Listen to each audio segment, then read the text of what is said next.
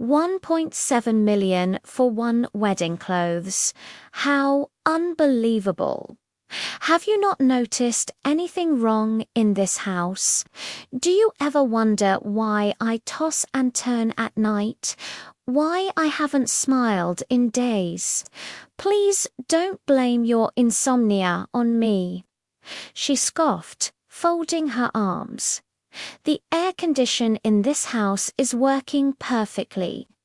If you're unable to sleep, maybe you should check if you've wronged someone and if they are after your life. There is an old African proverb that says, when the elders failed to heal from their wounds, their children bleed in their place. We see this in our story. Once upon a time, in a beautiful village in Kaduna, there lived a maiden so stunning that people often stopped in their tracks just to admire her. Her name was Haho. Wasn't just beautiful, no. Her beauty was the kind that made you smile without knowing why. Her face was carved like art, cheekbones proud and smooth. Her skin glowed like gold dust soaked in sunlight, and her curves could make young men forget where they were going to at the sight of her walking past. She didn't need to speak wherever she entered. Her presence alone stole the spotlight. She was a heartstopper, but behind that enchanting glow was a girl raised in the quiet ache of a polygamous home. Amoda Khadijat was the first wife of Alhaji Farouk, a man who started with nothing but a rusty old land and her dream. He was young and had nothing when he got married to Khadijat, except for the old heart his father had left him. Together, Khadijat and Farouk toiled under the scorching sun. She supported and encouraged him, hoping that with hard work and dedication, things would get better with time. And in return, Farouk made her beautiful promises of how he would take care of her and give her the beautiful life she deserved when he became rich. Foolish and blinded by love, she believed him. She watched herds multiply from a few tired cows to a booming cattle business and their crops expand into acres of land. Soon, Farouk became one of the wealthiest farmers in the area. They had done it. Together, they had built an empire from scratch, or so she thought. Just when Khadija believed it was time to finally rest and enjoy the fruit of their labor, Alhaji Farouk shattered her world with a single announcement. He was taking another wife. But why? Khadija asked, tears streaming down her face. What's wrong with me? You know, I need a younger woman, was all Farouk said that night. Khadija's heart cracked as she cried herself to sleep. This was the last thing she had expected from the man she loved and had suffered so much with. But the crack became a full-blown wound when, after marrying a second wife, Al-Haji began to treat her like an old mat, something once useful but now forgotten. And by the time wife number 3 arrived, it was as if Khadija had vanished from existence. He still took care of his children, yes, but the man who once could unsleep without holding her hand now avoided her like a death connector. Our clothes were worn out and old, but he never bothered himself about our looks. All his focus and attention was placed on his younger wives, treating them like queens, buying them expensive clothes and jewelry. Khadija became a stranger in her own home, a living widow, while her husband laughed with younger women in the next room, lavishing the world they had built together as though she never mattered. She often sat in their small, quiet parlor, spilling groundnut other times, just staring into space and with pain. Locking in her voice, she returned to her only daughter and, "Sigh, how I swear on my pea, it is not worth it to marry a struggling man. One wish I had known this a long time ago. I gave your father my youth, my strength, my everything. I suffered with him and see what he gave me back. Regret, you must never suffer with any man. You hear me? You must marry a rich man, one who has already made enough money to take care of you and your children. One who will treat you like red jewelry and you will live like a queen." Look at the father's younger wives. They don't lift their hands to do anything. "But see, I'll be Pampers the M. You must not end up like me. I didn't need to be told twice." She had heard it so often that her mother's words began to echo in her soul. As she blossomed into a fine young woman, those words became a compass. But she saw the sadness in her mother's eyes, the kind that never really fades. And she promised herself she would never cry those same tears. Hey, I hope you're enjoying this story. But before we get back into the story, I noticed that only 6% of you are subscribed to this channel. Please subscribe and turn on the notification bell to never miss an upload. Thank you. Now, let's get back to the story. Toy suitors began coming as expected, young men with sweet tongues and wild dreams. Her world didn't even blink. She welcomed their admiration, yes. She smiled, batted her lashes when she chose to. When it came to marriage, she was very clear. She didn't want potential. She wanted proof, a finished product, not an "I am working on it" kind of man. "But I have already made it and can take very good care of you because I was not about to suffer with anybody's son." One sunny afternoon, with a warm Kaduna breeze whispering through the trees, AWA paid a visit to her childhood friend Zainab. Zainab, now married and heavy with her second child, still carried that simple charm she had as a girl. The two friends sat under the large mango tree in front of Zainab's compound, just like they used to when they were younger. Their fingers were busy weaving colorful mats, a tradition that never outgrew, while their mouths moved even faster, laughing, gossiping, and catching up on all things of life. "So, how are you?" Zaf said, nudging her with a teasing smile. "How far with that fine man that came asking for your hand in marriage the other day? What was that his name again? How blinked not to remember. Is it Musa?" "Yes, Musa." Zainab's eyes lit up. He has always liked you since we were small. That boy used to follow you around like a puppy. Always fighting for you, always defending you. And let's not lie, that guy is fine." "No, don't tell me you said no to him." "Of course I said no." How coughed, dropping a mild irritation. "Zena, what will it take care of me with? Is it with that small training go and switch shop is managing? I beg I can not come and suffer. Is it fire that I will eat? I've told you before, and I will say it again. I want a made man, a man that already has money, plenty of it shocked.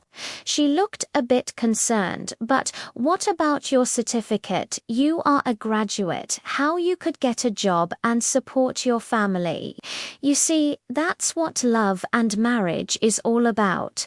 Not my own kind of love and marriage. Oh, I don't want a man that needs my support. I want a man who is already made, one that has got all the suffering and hustling, and is looking for a woman to enjoy his wealth with. If I choose to work, it's because I want to. And when I get paid, the money is mine. You should not care about what I do with my money. Zen shook her head with a faint sigh. Howard, your logic is not balanced. Look at me. We don't have much, but we are happy. He works hard and I support him. How I let out a half-hearted laugh. Z, just wait until he starts making real money. Don't forget his father has 5 wives. What makes you think you won't follow his father's footsteps once the money starts flowing? You've forgotten what my father did to my mother. How about now? Zeno's voice softened. Let's not go there. You are not your mother, and not all men are like your father. Do not allow your mother's experience to shape your life. Please. Howard snapped, sharp and final. Allow me to make my own choice. Tap exhaled deeply. Her hands needed air. I'm just worried about you. A poor man today can become a rich man tomorrow. And what if we remain poor forever? Our act staring into the distance. What if I kill myself working just to keep food on the table? And then, when life gets better, he drops me for another woman. What then? Tinub didn't respond. She just sighed deep and weary and placed a half-finished mat on her lap. Okay, she said finally, forcing a smile. I wish you get that rich man you are looking for. Let's talk about something else. Days rolled by like slow market days and one unforgiving afternoon. I was dragging her tired feet home from work.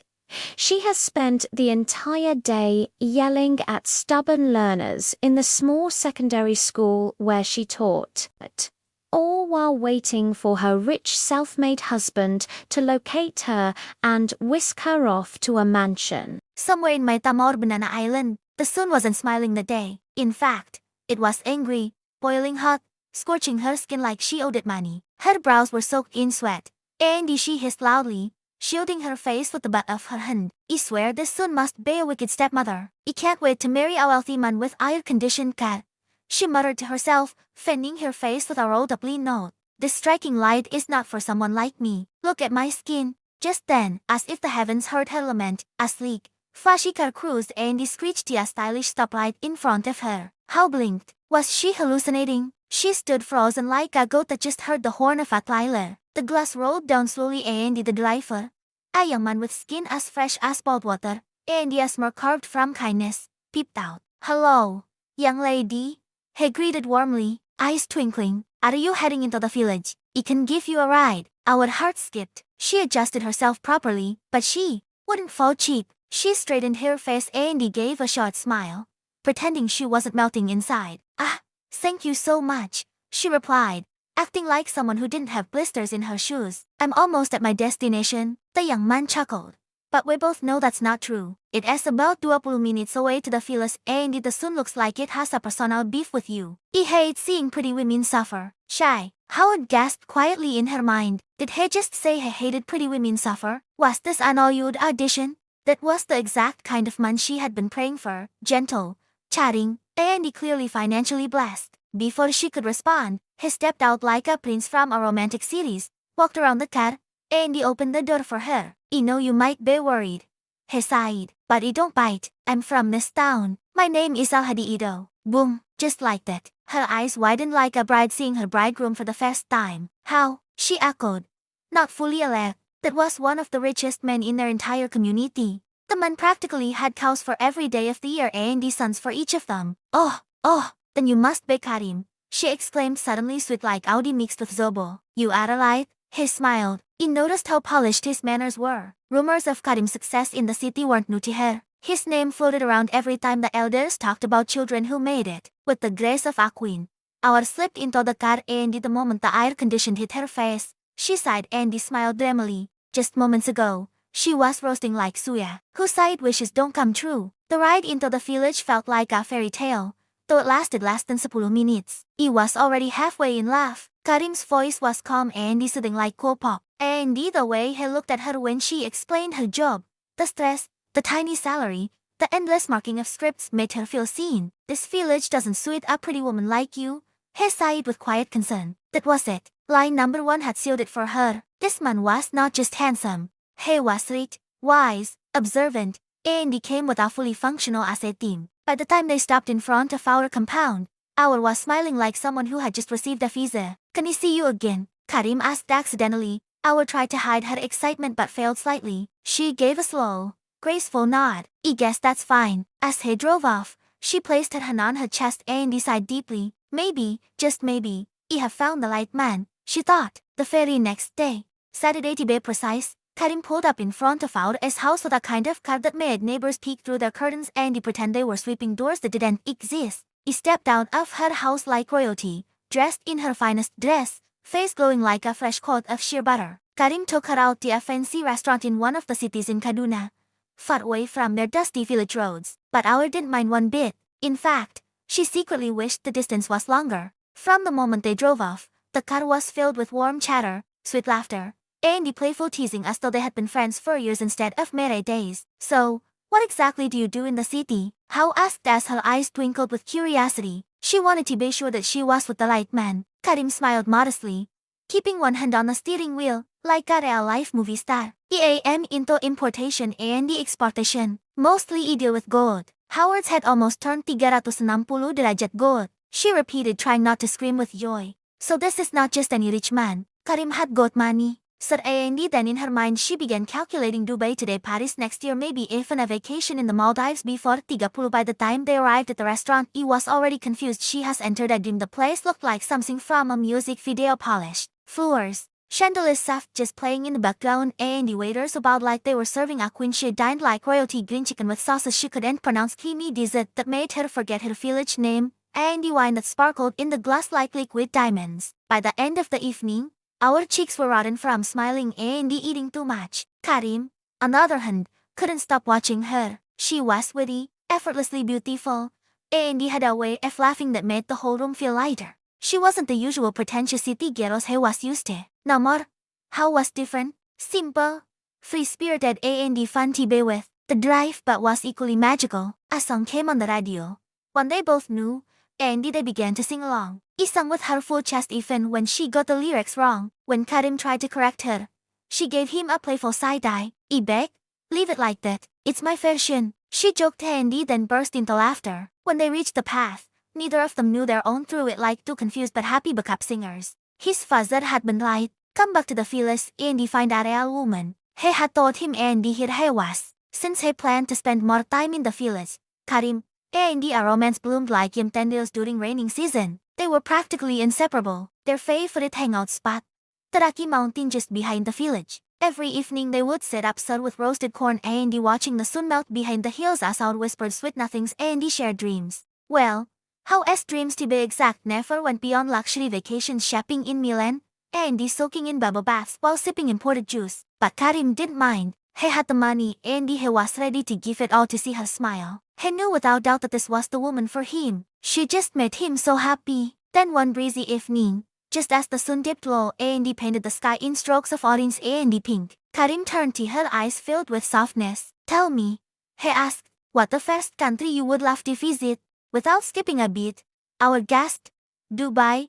Of course, didn't need to think much. She had thought about it for a very long time. Karim chuckled, reached into his pocket, and he brought out a small velvet box. Her heart skipped. She knew what this was, and yet she still froze. Opening the box, he revealed a sparkling ring. Will you marry me? Accept gently, and let me treat you like the princess you are. It will make you so happy and take you to all the fun places you desire to be. At that moment, all the romantic proposal stories Howard had ever read became dust. She screamed, yes, with a kind of passion that made birds fly off nearby trees. Her voice echoed down the mountainside. If joy had a face, it was hers. She jumped excitedly, screaming and laughing as she slipped the ring onto her finger. She was finally leaving the suffering head club forever. Both families were off at the moon when Karim and Diaur announced their decision to get married. It was as though the sun had risen twice in one day. How with astonishing looks and the enviable education was every mother's prayer and every man's dream. You made the right choice,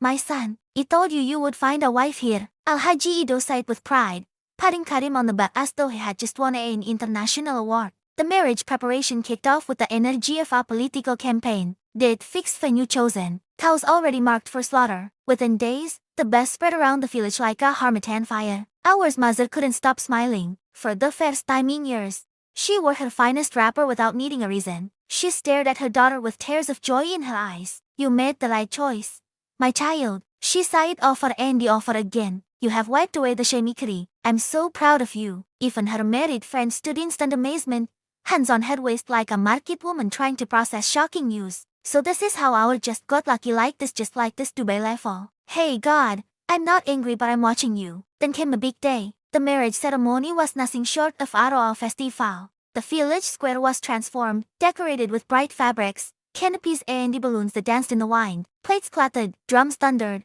and the singer sang our name like she was the last bride that would ever be seen. The aroma of jollof rice, grilled drum and the puff-puff floated through the air like a divine calling. The villagers came out in full force. Men in starched kaftans, women in matching lace and the children running around with mouths full of zobo. Sarwas food, sarwas music, sarwas dance. Even old Malamki who hadn't stood up in weeks suddenly found strength to dance shaku-shaku. And when Karim finally looked into our eyes and decided his wedding vows, the crowd erupted like a stadium. Auntie's uncle sprayed money like politicians and Khadija cried tears of joy holding her wrapper to her chest like it held her own life. It was a wedding that would be talked about for years. When the celebration finally ended and all of the guests had eaten themselves into silence, Karim held his new bride into the car with the old village waving and singing behind them. The car drove off in a cloud of dust and blessings. He would lean back into the leather seat, smiling to herself as the city's skyline slowly came into view in the distance. Finally, she thought, my real life is about to begin. Their married life in the city kicked off like a dream. At first, everything was magical. For the first 3 months, he was living the kind of life village ghettos only whispered about under mango trees. She and Karim traveled from one exotic country to another, checking off every destination she had ever circled in her dream notebook. They strolled hand in hand through the streets of Paris, sipped cocktails in Dubai, and even fed giraffes in Kenya. Sometimes he would stare at the mirror in the luxury hotel bedroom and ask herself, is this really me or am I in one of those fairy tales with soft music in the background? Karim was full package, gentle, romantic, generous, and fine, like a man carved on a dollar note. He often looked at him with teary eyes and whispered, you are a gift you don't deserve. Their days were filled with joy, luxury, dinners, laughter, endless shopping, and long kisses on sandy beaches. For our life wasn't just good, it was delicious. Eventually, they returned to Karim's home in Abuja. The mansion was like something from a fairy tale. High walls, lush gardens, marble floors, a driveway so long that you would need a motorbike to reach the gate. He stood at the entrance, jaw hanging like loose earrings. Then our eyes crossed the sleek luxury car parked inside the compound. A giant red ribbon sat on the bonnet and on the windshield were the words, welcome home, my bride. She screamed, a kind of scream that made a security man drop his phone in panic. She ran into Karim's arms and he hugged him like she was trying to squeeze love straight into his lungs. You are the best man on earth, she sighed, already crying and laughing at the same time. I must have done something amazing in my past life to deserve you. Karim chuckled, lifted her off the ground and kissed her deeply. You are my wife, he whispered. And he would do anything to make you happy. But isn't there always a but? A few weeks later, after the excitement of their honeymoon had worn off and the routine of life set in, Karim began to notice something troubling, something that poked at his spirit like mosquito at night. At first, he had fallen for her brilliance, or so he thought.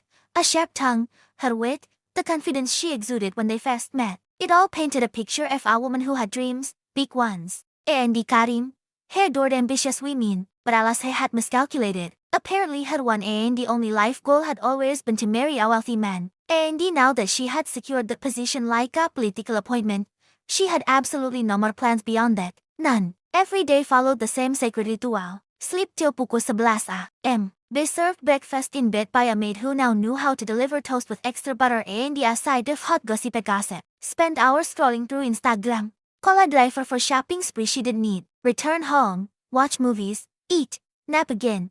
And maybe, just maybe, pick out new wigs online before bedtime. Karim watched all this like a confused professor studying a strange test. It wasn't just the money she spent though, that could buy a small island. It was the fact that our lived life like it was a never-ending vacation, as if work was a sickness and the ambition was an insult. He had friends, real men whose wives were running successful businesses, managing clinics, hosting talk shows, selling imported bags from Turkey. But his own wife, the only bag she handled a designer brand that cost more than some people's rent. The more Karim thought about it, the more it disturbed him. What if something happens to me? He asked one night. What if the business crashes or I'm no longer here tomorrow? Would he even know how to sign a check, let alone support a family? She had never wanted. Babe, you want to start a boutique or I'm thinking of launching a skincare line. No more?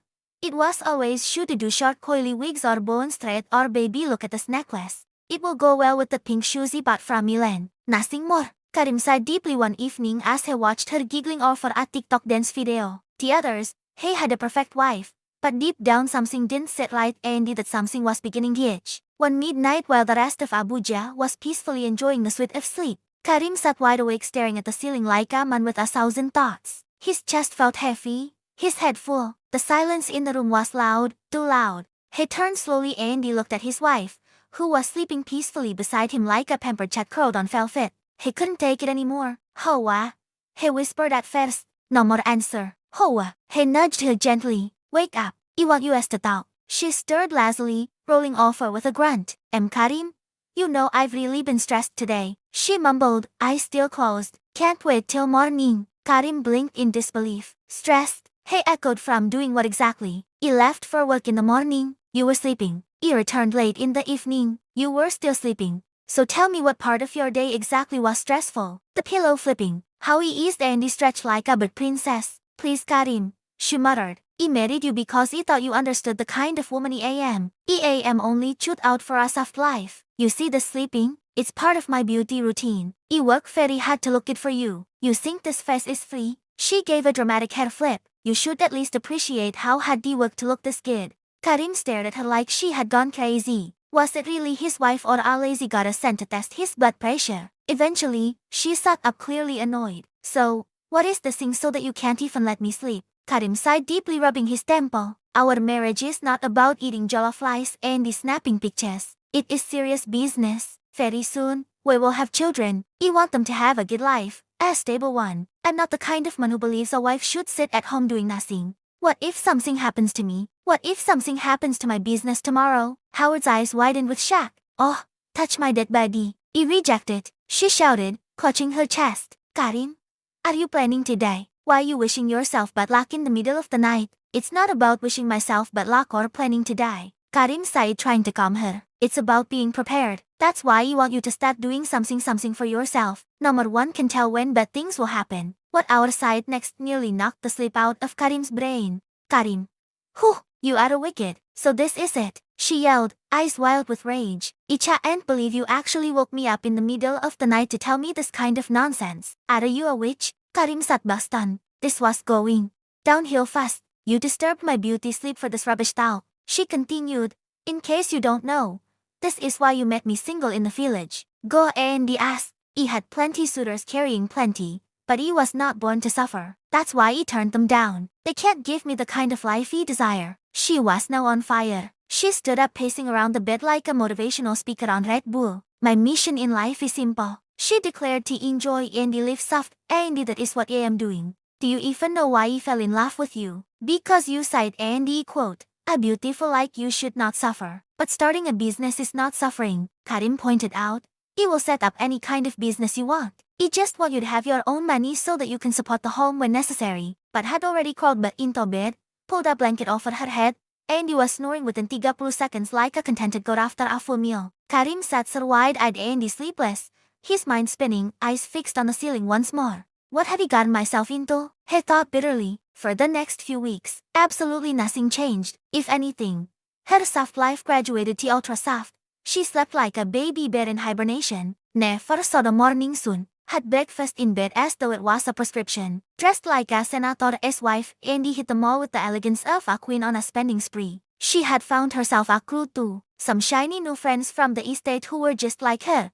Jobless, fashionable, Andy fully invested in looking important. Karim on the other hand was losing it. The whole situation was passing on his neck like a tight abaya in hot weather. After that late-night argument, he had tried to revisit the matter several times calmly, forcefully, even with PowerPoint slides if he could, but he was still always dismissive. Each attempt turned into a full-blown episode of wife versus logic. Then one morning after watching her snap selfies in front of the mirror for 45 minutes while their maid served her orange juice with crushed ice, Karim said to himself, enough is enough. If talking won't work, maybe shock therapy will. That same day, while Aura was busy planning her next hangout, Karim was planning something else entirely. By afternoon, Madame Houra had dolled herself up like a fashion influencer. Nails sharp enough to slice him like a Lagos bride and the heels that clicked louder than her conscience. She wanted to show her new friends just how stupidly rich her husband was. It was a soft life proof of fun's mission. They all walked into one of the best and the finest restaurants in town, complete with mood lighting, blowing music, and the plates that looked expensive to eat from. They ordered everything shiny on the menu, steaks that looked like they had a trust fund, bowls that could ruin a student's school fees. The laughter, giggles, and the fake accents were on full display. Then came a bill. Our flipped hair brought out a cut like it was a magic wand. Andy handed it to the waiter with a dramatic smile. The waiter returned a minute later, his face blank. Madam, the cut declined. How blinked. Try it again, she sighed. He tried it again, still declined. Impossible. This is our joint account and I've been using this card since forever. Try it again, or maybe your machine is dirty. The waiter gave a small sigh. Please, madam, you need to make your payment. Her so-called friends began exchanging the kind of looks that screamed. We knew she was faking it. Not one of them offered a word of comfort or reached for their bags to help. Our, now sweating underneath her expensive lace, pulled out her phone and dialed Karim's number. Karim, she hissed, trying not to sound so desperate. I'm at a restaurant and he just tried to pay, but the card is insufficient funds. What's going on? Oh, Karim replied casually as if she had just asked him where he left the TV remote. Yeah, he pulled all the money out. Sorry, wife, you will have to handle that one with your money. How was filled with tears instantly. Her voice cracked like a broken radio. Karim, this is wickedness. Do you know how embarrassed I am right now? I have a meeting in 15 minutes. Karim, do you know how embarrassed I am right now? I have a meeting in 15 minutes. Karim sighed with zero remorse. Please sort yourself out, Karim.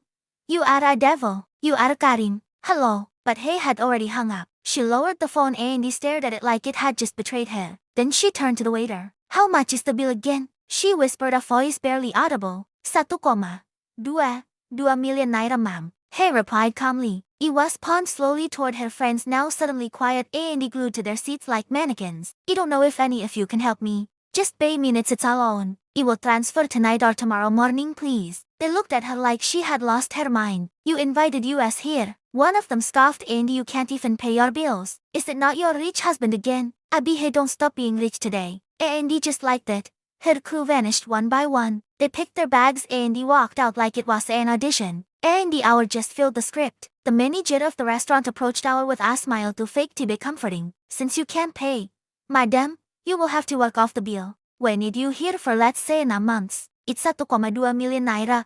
Right, you can start work with cleaning. Before our could argue, she was handed a mop and a faded apron. That was how Madame Soft Life First Class Houra of Abuja found herself wiping the same toilet she had previously stepped on with pride. Tears streaming down her cheek as she scrubbed the floor, muttering curses under her breath. God will judge you, Karim. I swear on you. I swear this marriage is a scam. I'm finished. Me a cleaner. But no more one was listening. Even the waiter that brought her mop walked like human. Our returned home late that evening, exhausted, humiliated, and smelling faintly of mop water and the cheap air freshener. She entered the house to find Karim sitting comfortably at the dining table, sipping a glass of juice, and scrolling casually through his phone as if his wife had just been sentenced to a life of towel scrubbing. Why, Karim, She burst into tears. Why would you do this to me? Karim looked up slowly, his expression as calm as a monk. How could he? He repeated coldly. No more.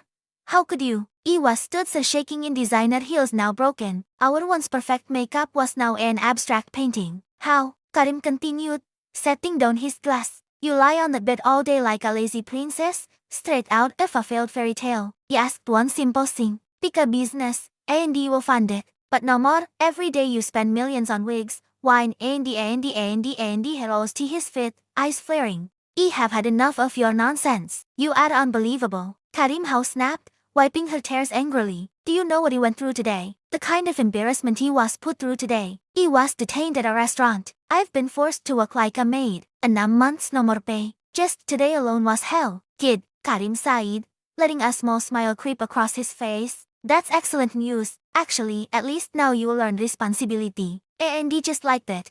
He turned around and he walked out of the dining room, sipping his juice like someone who just delivered a tetao. Karim, is this a joke? She called out after him. No more reply. Week 1 passed. Week 2 crawled by. Week 3 dragged along. Andy still Karim treated her like she was made of fire. Meanwhile, she resumed every morning at the restaurant dressed in that oversized cleaner uniform that smelled like detergent and defeat. By the end of the week, hour cracked. She crept into their bedroom while Karim was sleeping and he gently tapped him. Karim, she whispered. He blinked and he looked up at her with gathered eyes. She looked so pitiful, eyelashes drooping like wet curtains, her voice soft and broken. Please, she sniffed, kneeling beside the bed. I'm ready to start a business. Anything. I just can't work as a cleaner anymore. Please. Karim stayed silent for a long time. For the first time in weeks, he saw his wife, the proud spoiled Hora, reduced to tears. And despite all the anger he carried, his heart softened just a little. Maybe, just maybe, she had learned her lesson. The very next morning,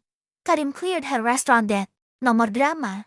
No more delay. As promised, he helped her set up the business of her choice. How wanted a supermarket and Karim didn't hold back. He opened a massive air-conditioned store for her in one of the busiest and the most prestigious locations in Abuja. It was the kind of place that made people pause, squint the name and say who owns this with wide smiles. Karim watched it all unfold with cautious hope. He truly believed that maybe this was a turning point, that all the drama, arguments and tears had led to this new chapter, one with peace, progress, and less shouting in the middle of the night. And at first, things were different. Our now referred to as Madame Hari by her staff was no longer snoring through the morning sun or shopping like her account was sponsored by angels. She was up early, neatly dressed and always at the supermarket, managing staff and dealing with suppliers like a proper CEO. Her focus was locked in and Karim couldn't have been more proud. He didn't ask her for anything. He still provided food at home, paid the bills, and he gave her space to grow. The tension melted and their home became sweet calm again. Then Aur became pregnant, and if there was a time Karim proved himself as husband of the year,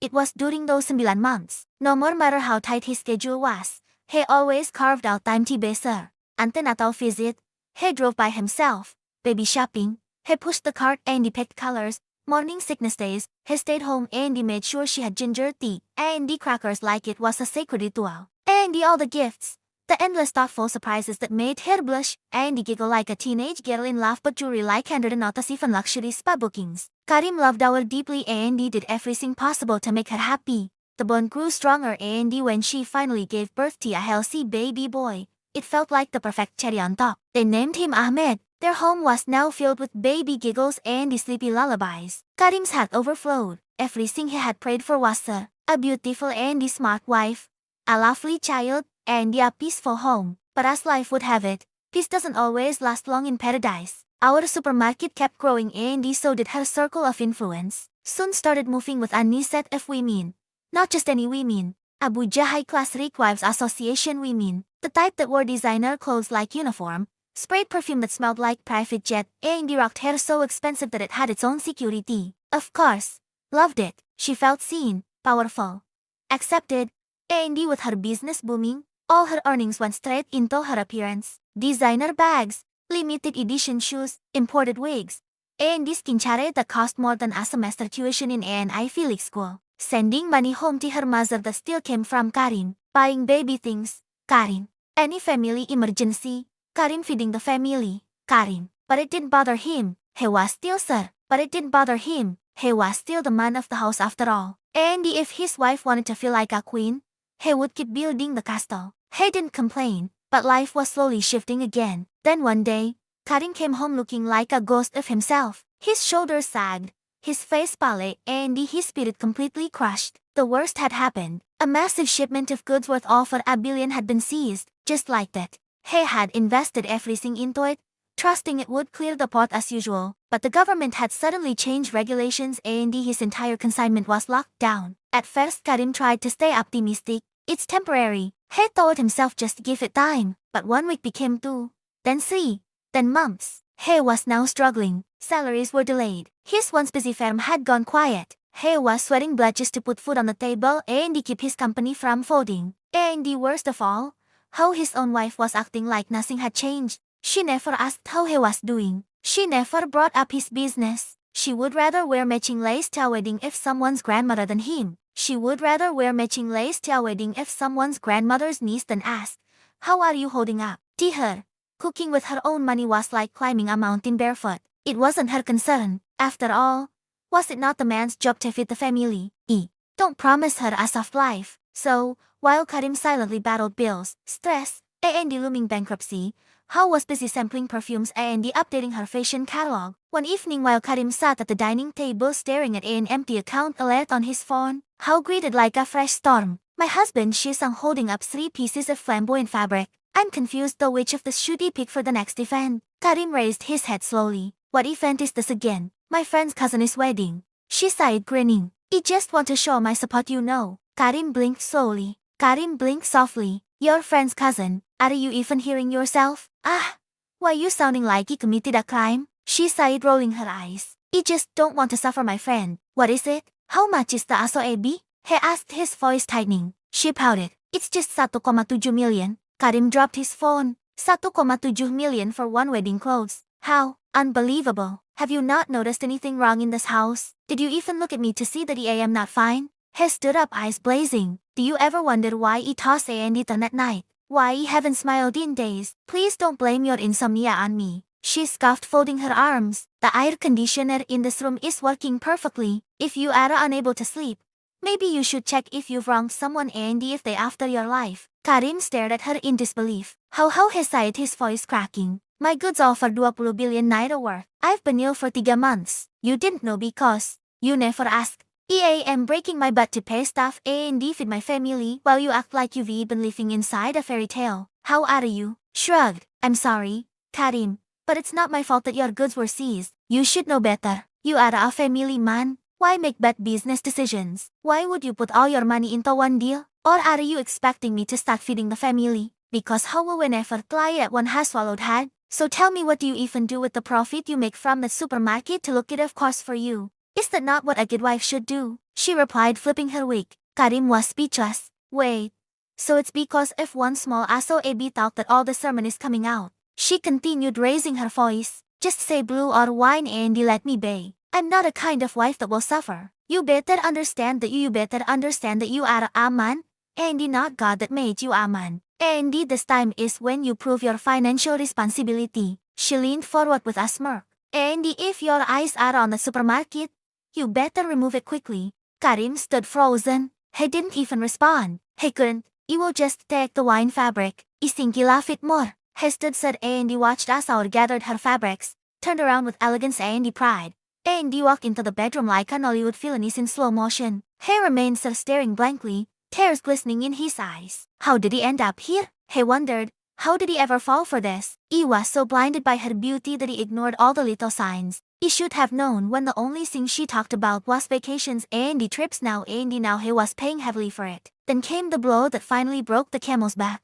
One odd afternoon, Karim received the kind of call no more parent ever wants to get. His son had collapsed in school and he was being rushed to the hospital. He flew out of his office like a man possessed. His phone nearly fell from his hand as he tried calling our mom, and she heard the words "abandoned everything," and he ran straight to the hospital. Panic was written all over her face, her handbag swinging wildly as she stormed through the corridors. Little Ahmed had been rushed into the emergency ward. Tests were being run immediately. Parents paced up and down like restless spirits. Karim's face pale with fear, Our clutching her bag like it held the child's fate. After what felt like hours, the doctor stepped out with a heavy expression. "Your son has a hole in his heart. He needs immediate surgery. The world stood still. Karim staggered and he grabbed the wall. Our guest and he sat on the floor trembling. You will need to begin immediately, the doctor continued. But we require an advance payment of 2 million naira. Karim's chest tightened. He swallowed hard, pulled out aside and he spoke in a desperate whisper. Listen, I don't have this money right now. Let's pull from the supermarket account. I will pay you back. Just let's save our life. Her eyes widened like he had just asked her to donate her kidney. You can't be serious right now, she snapped. When do you expect me to get that kind of money from? Karim blinked. From the business. Hora? The one he funded with all for 2 billion naira. You run a private supermarket. Our son is dying, Andy. This is what you have to say. You know that if he won't ask you, Andy, it is because if situations like this that he opened the supermarket for you. She rolled her eyes and he folded her arms. You should have thought about emergencies when you invested all your money in your importation business. Who told you to gamble with your entire life savings? Hora's voice shook. Karim trembled. This isn't about me. It's about Ahmed. You spent more than 2 million naira on one jewelry party you weren't even invited to. But you can't help your own son. Well, he just restocked the shop. She hissed. I don't have any money right now. Why not call your father or some of your business friends? Andy, please, Karim. Let's be clear. I don't think it was my job to take care of this family. Karim stared at her as if seeing her for the first time. His eyes brimmed with tears. Then a nurse interrupted. Sir, the doctor says we can't delay much longer. Karim scrambled for his phone and he tried to reach his father, but the number wasn't going through. Call someone. Do something, please. Hora cried. I don't want anything to happen to my baby. Do something. Before Karim could raise the funds, it was too late. Ahmed was gone. The doctor simply removed his glasses and he lowered his gaze. The nurse placed a trembling hand on Hora's shoulder. Karim rushed in and he saw his son still pale and silent. No more. No more. No more. No more. Karim screamed. His cries filled the entire ward. Hora screamed from behind. Rushing in, she grabbed Ahmed and he began shaking him violently. Ahmed, wake up. I didn't know you were going to die. Please take all the money. Take everything. Wake up and I will give you all of it. Please don't do this to mommy. I have the money now. Take it, please. Karim froze. He turned slowly, his grief now boiling into something darker. You had the money? He whispered. Haura didn't hear him. She was still weeping over her child. I didn't mean it. I didn't mean anything you was saying. I don't want you to die. Please come back. Wake up and slap me. Cry. Just breathe. Breathe for me. Scream. But Karim could hear nothing else. Just the echo of Haura's words. I have the money. The grief, the betrayal, the realization that his wife, his own wife, had chosen money over their child. It was just too much. Without a word, he picked up his son's lifeless body, brushed past the shaking Haura, and he walked out of the hospital. That night, little Ahmed was buried. He was buried quietly with the help of friends and neighbors. No more ceremonies, no more speeches, just tears, whispers, and the aching hearts. Karim didn't sleep. Instead, he sat in his bed alone, broken, shattered, a glass of whiskey in one hand, memories flooding his mind like a storm. His heart had never felt this heavy, and his anger had never burned this quietly. Days turned into nights and still Karim said nothing to his wife. Silence had taken over their once warm and laughter-filled home. Haura moved about the mansion like a ghost in designer slippers, haunted by her own reflection and the echo of her mistakes. The gravity of what she had done settled in like a permanent weight on her chest. Every moment, every breath reminded her that she had not just lost her son, but the trust and the love of the only man who ever truly loved her. She had taken her mother's bitter advice and worn it like a crown. Never suffer for any man, her mother always sighed. Just enjoy and let him handle the rest. But what did that advice fetch her? An empty crib, Tendi, a shattered marriage. Every day she went to her son's grave, kneeling in the dust with her face soaked in tears, whispering, Ahmed, please come back. Take the money. Take everything. I can't believe you was so foolish. I'm sorry, but gifts don't respond to apologies. 1 week later, Karim made a decision. He couldn't do it anymore. He couldn't sleep beside the woman whose selfishness cost him his only child. He couldn't look at her without hearing her voice screaming. I didn't think it was my responsibility.